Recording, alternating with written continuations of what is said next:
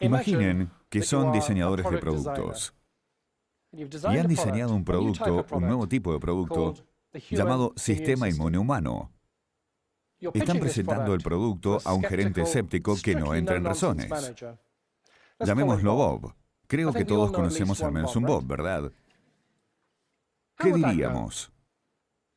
Bob, tengo esta idea increíble para un producto completamente nuevo de salud personal. Se llama Sistema Inmunológico Humano. Puedo ver en tu cara que no se entiende bien. No te preocupes, sé que es muy complicado. No entraré en detalles morbosos. Quiero contarle algunas características sorprendentes del producto.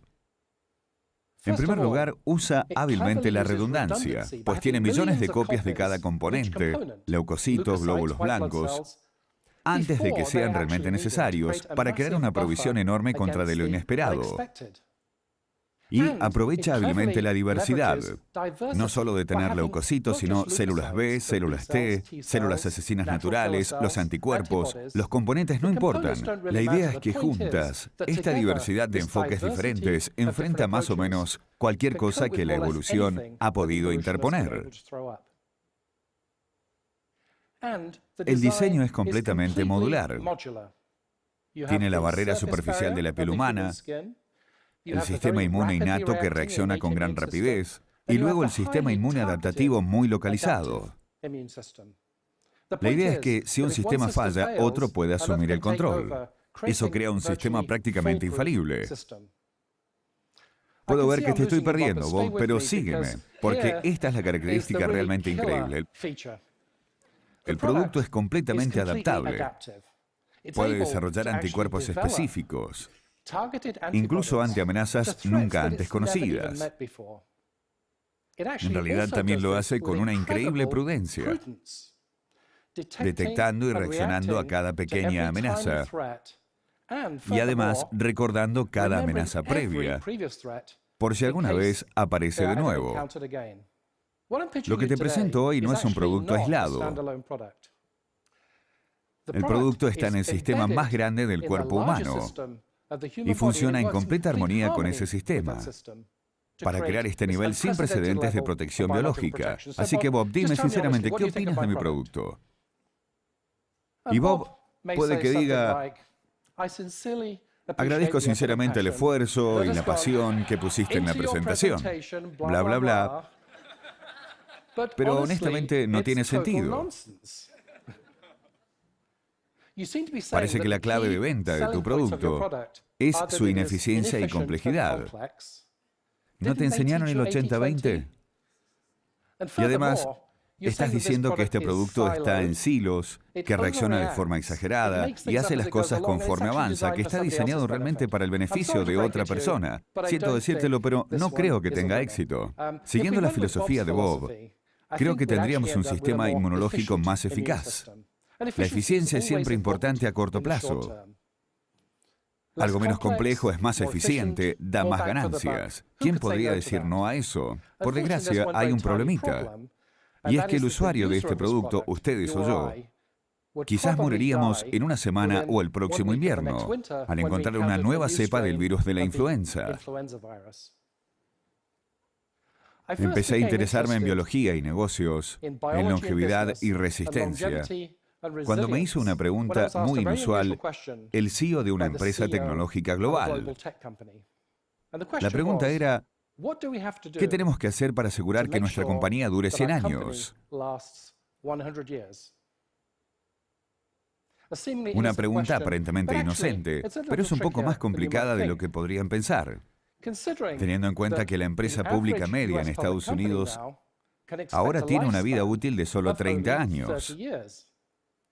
Eso es menos de la mitad de la vida útil que sus empleados pueden esperar disfrutar.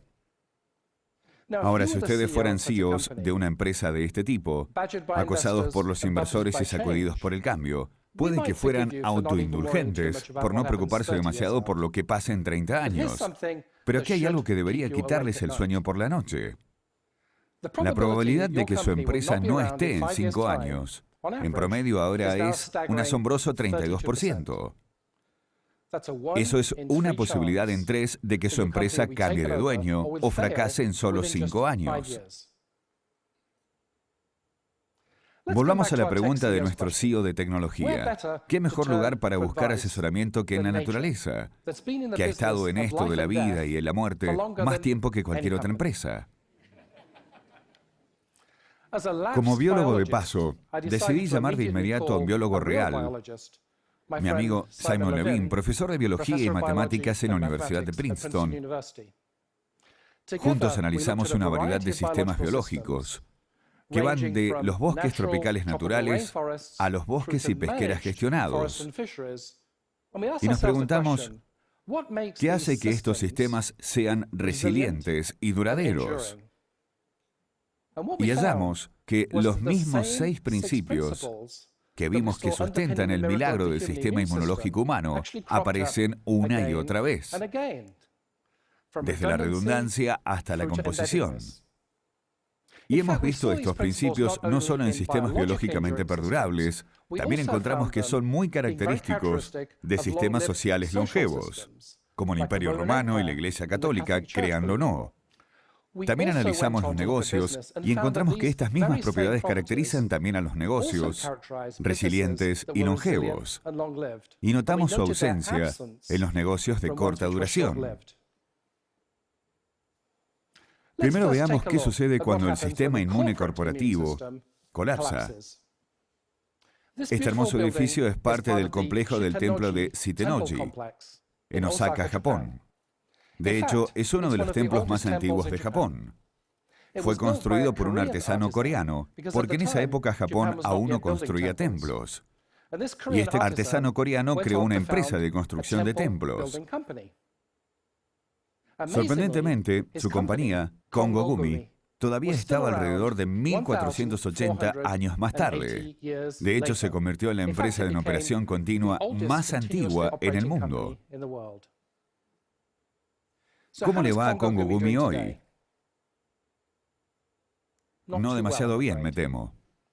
Tomó muchos préstamos durante el periodo de la burbuja de la economía japonesa para invertir en el sector inmobiliario y cuando estalló la burbuja no pudo refinanciar sus préstamos.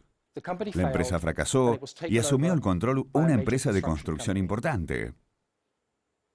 Trágicamente, tras 40 generaciones de administración muy cuidadosa a cargo de la familia Kongo, Kongogumi sucumbió a un lapso espectacular en la capacidad de aplicar un principio de prudencia. Y hablando de fracasos empresariales, estamos familiarizados con el fracaso de Kodak, la empresa que se declaró en quiebra en enero del 2012. Mucho más interesante, sin embargo, es la pregunta, ¿por qué Fujifilm, mismo producto, misma presiones de la tecnología digital, misma época, por qué Fujifilm pudo sobrevivir y prosperar? Fujifilm usó sus capacidades en química, ciencia de materiales y óptica para diversificarse en una serie de áreas que van desde cosmética y productos farmacéuticos hasta sistemas médicos y biomateriales. Algunos de estos intentos de diversificación fallaron, pero en conjunto pudo adaptar su cartera lo suficientemente como para sobrevivir y florecer. Como dijo el CEO, el señor Komori, la estrategia tuvo éxito porque tenía más bolsillos y cajones que los rivales. Se refería, por supuesto, a que podían crear más opciones que los rivales.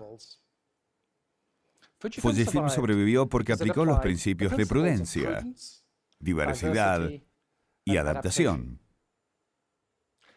Un incendio catastrófico en una fábrica como el que vemos aquí arrasó por completo, en una noche, la única planta que proveía a Toyota de válvulas para sistemas de autofrenado. Una prueba de fuego a la resiliencia. La producción automotriz sufrió un parón estrepitoso. ¿Cómo pudo Toyota recuperar su producción automotriz? ¿Imaginan cuánto demoró? Solo 5 días. De no tener válvulas de freno a la recuperación total en 5 días. ¿Cómo lo hicieron? Toyota manejó su red de suministros de manera tan colaborativa que pudo operar muy rápida y orgánicamente con sus proveedores, redireccionando la producción. abasteciendo de las válvulas de freno faltantes y recuperando la producción nuevamente. Toyota aplica los principios de modularidad de su red de suministro, pertenencia a un sistema integrado y redundancia funcional para cambiar de propósito sin problemas, con la capacidad existente. Afortunadamente, pocas empresas sucumben a incendios catastróficos, pero sí leemos en el periódico todos los días sobre empresas que sucumben a la disrupción de tecnología. ¿Cómo es entonces que el gigante de la óptica Essilor puede evitar la disrupción tecnológica e incluso beneficiarse de ella?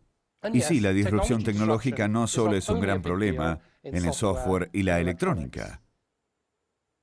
Essilor analiza cuidadosamente el entorno competitivo de tecnologías potencialmente disruptivas.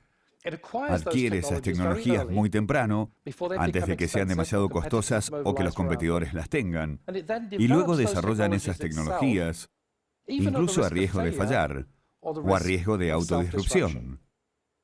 Essilor se mantiene al frente y ha tenido un rendimiento espectacular durante más de 40 años mediante los principios de prudencia y adaptación.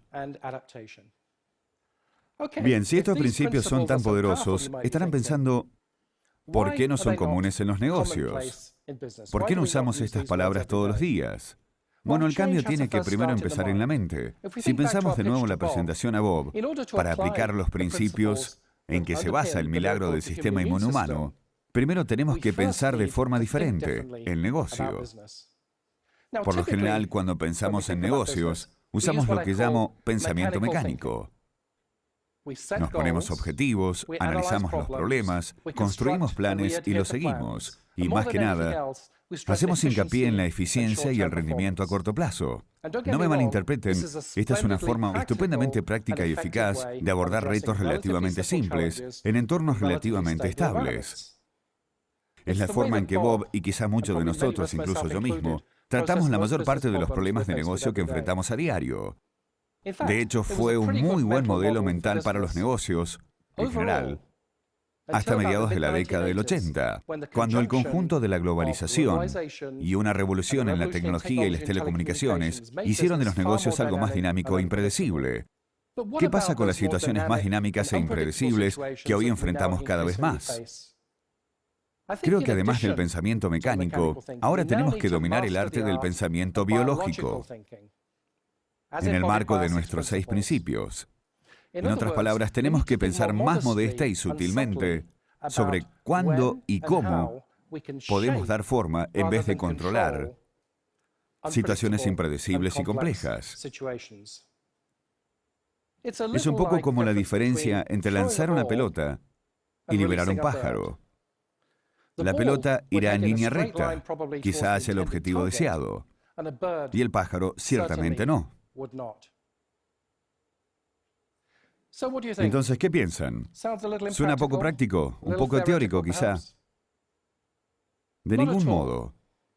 Cada pequeña empresa emprendedora naturalmente piensa y actúa en forma biológica. ¿Por qué? Porque carece de los recursos para dar forma a su entorno por la fuerza bruta. Carece de la escala para amortiguar el cambio. Y está pensando constantemente en las probabilidades difíciles de supervivencia. La ironía es, por supuesto, que toda gran empresa empezó como una empresa pequeña, un emprendimiento, pero en el camino, en alguna parte, muchas han perdido esta capacidad de pensar y actuar biológicamente. Necesitan recuperar su capacidad de pensar biológicamente para sobrevivir y prosperar en el entorno actual. Por eso, no piensen solo en el rendimiento a corto plazo. Cada empresa que conozco pasa mucho tiempo pensando la pregunta central y estratégica: ¿qué tan bueno es nuestro juego competitivo? Además, también consideremos la segunda pregunta, más biológica e igualmente importante: ¿cuánto tiempo durará ese juego? Muchas gracias.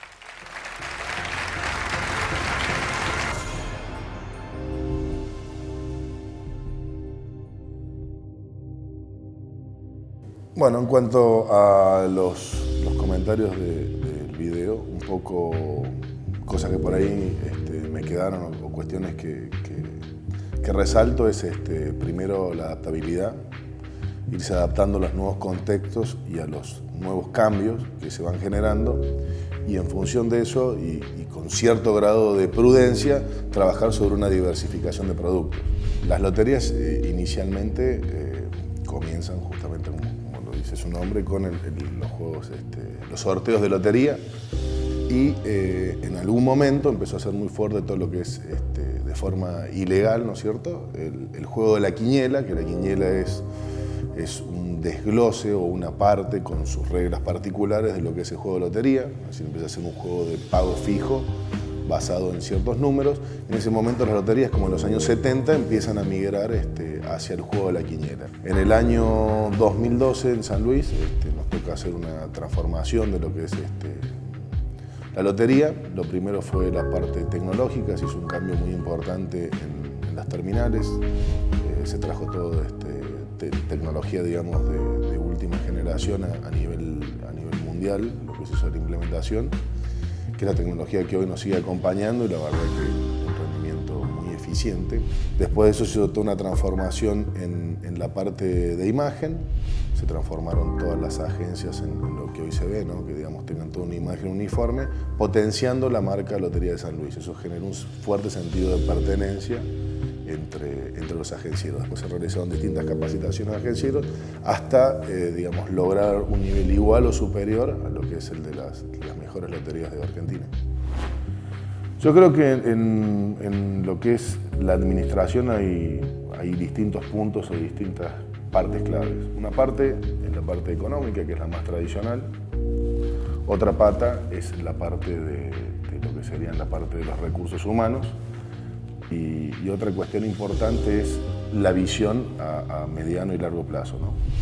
Dentro de lo que es la parte económica, lo importante es pensar que los recursos que uno administra como si fueran propios, hacerlo sentir de esa forma, ¿no? Que el recurso se sienta como un recurso propio para poder cuidar cada componente de la lotería en sí misma, o cada gasto o cada ingreso que se obtiene. Después, por otro lado, creo que el punto más importante de todo es el recurso humano. Digamos, podemos copiar tecnología, podemos copiar campañas publicitarias, podemos un montón de cuestiones innovar, pero sin el recurso humano es imposible. Por eso tenemos una política dentro de Lotería, que es que las personas que trabajan con nosotros se les da cierta asignación de proyectos para que cada persona pueda realizarse por medio de esos proyectos. Y eso la verdad que nos ha dado muy buenos resultados. Hemos encontrado mucha gente con talento y hemos potenciado y trabajado sobre ese talento. De hecho, las personas que hoy tal vez ocupan cargos de jefatura o de coordinación, generalmente ha sido gente que, generalmente no, en el 100% de los casos, ha sido gente que ha venido desde las bases de la lotería, ¿no? Se fijan objetivos de largo plazo, y en función del largo plazo se empieza a construir el mediano plazo y el corto plazo. Se desarrolla una visión estratégica, que es dónde nos queremos ver en un determinado plazo, pueden ser tal vez dentro de 5 años, y empezamos a construir en base a eso. El caso más importante que tenemos por ahí es el de Tarasca. Tarasca es un juego de Lotería de San Luis que hoy se comercializa en varias provincias de la Argentina. ¿Cuál fue el objetivo hace 5 años, casi ya 6, cuando iniciamos? Fue decir, bueno, vamos a tener un juego a nivel nacional. Ese fue nuestro objetivo de largo plazo. Para llegar ahí tuvimos que construir objetivos intermedios, que fue en algún momento la implementación de la tecnología online, el cambio de imagen, y empezar a mostrarnos como una lotería de primera línea. En base a esa credibilidad, hoy tenemos lo que es el producto a nivel de resolución instantánea más exitoso de Argentina. En una sociedad de cambios constantes y de preferencias constantes, es importante irlas determinando o previendo en los instantes que vayan sucediendo o anteriores a eso, para ir adaptándose a las nuevas tecnologías. Nos pasó un poco con Jugadón. Jugadón.com es el sitio de apuestas online de Lotería de San Luis, que nace y surge para poder acompañar a las nuevas generaciones, porque hay distintos cambios que van ocurriendo. Ocurren sobre nuestros clientes, ocurren sobre nuestros agencieros y también sobre el personal que tenemos a cargo. Hay que empezar a entender esos cambios y a ser partícipe. Hay ciertas reglas o ciertas cuestiones muy tradicionales en lo que es el trabajo, que hay que empezar a darle un poco de cambio, un poco una vuelta sobre ese tema, porque las nuevas generaciones piden otras cuestiones, ya sean apostadores, como te decía, como agencieros, o en sí mismo como el personal. Entonces, bueno, desde Lotería es estar constantemente sobre la innovación para que el negocio perdure en el tiempo, porque sobre este negocio hay una gran cantidad de familias. Hoy tenemos 300 agencieros, más todo lo que es el personal de Lotería, dependiendo de este negocio, con lo cual es importante que el negocio se mantenga en el tiempo. Dentro de esas cuestiones, desarrollamos lo que es la plataforma online y por el otro lado desarrollamos lo que es Multicash, que es la primera red de cobros de la provincia de San Luis. Hoy la verdad que pasado ya casi 2 años y medio, tenemos el orgullo de decir que somos la red más grande de cobranzas de la provincia de San Luis. Esto generó, por un lado, un acercamiento de gente que tal vez nunca hubiese ido a visitar una agencia, que va con el fin de pagar una factura normalmente, una mejora en el servicio a quienes ya eran nuestros clientes y un ingreso adicional para nuestros agencias. Multicash, cuando iniciamos, fue justamente para adaptarnos a las necesidades de nuestros clientes. Nuestros clientes, sobre todo en los lugares más alejados, nos pedían la posibilidad de hacer alguna otra cuestión dentro de la lotería, de pagar algún impuesto, de tener algún tipo de recarga de celular o servicios. Entonces decidimos adaptarnos a esa necesidad que genera el cliente y de forma prudente iniciamos la operación en ese momento con 40 agencias. Hoy ya tenemos 300 agencias operando con el sistema y logramos lo que es la diversificación de productos. Y por ese camino podemos también mencionar varios ejemplos, pero creo que la adaptabilidad y la diversificación de productos es muy importante, pero siempre desde el lado de la prudencia para poder conservar una empresa saludable durante muchos años.